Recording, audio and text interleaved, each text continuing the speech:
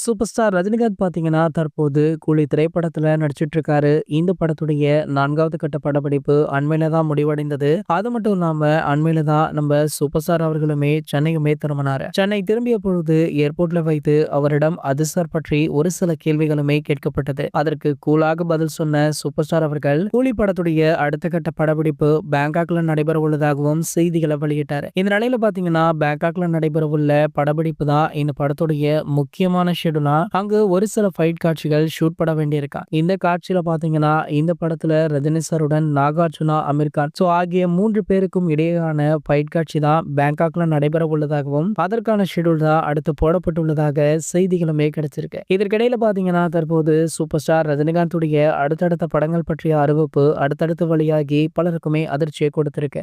கூலி படத்துடைய படப்பிடிப்பின் போதே இவருடைய அடுத்த திரைப்படமான ஜெயிலர் 2 படத்திற்கான அறிவிப்பு ப்ரோமோவை வெளியிட்டாரு. இந்த நிலையில பாத்தீங்கன்னா, தற்போது அதன் பிறகு சூப்பர் ஸ்டார் ரஜினிகாந்த் நடிக்க உள்ள படம் பற்றிய ஒரு அறிவிப்பு வெளியாகி சமூக வலைதளங்கள்ல வைரலுமே ஆகிட்டு இருக்கு. அடுத்ததாக சூப்பர் ஸ்டார் அவர்கள் சங்கர் அவர்களுடன் ஒரு படத்துல நடிக்க இருக்காராம். இதற்கான பேச்சுவார்த்தை போய்கொண்டிருப்பதாக சொல்லப்படுது.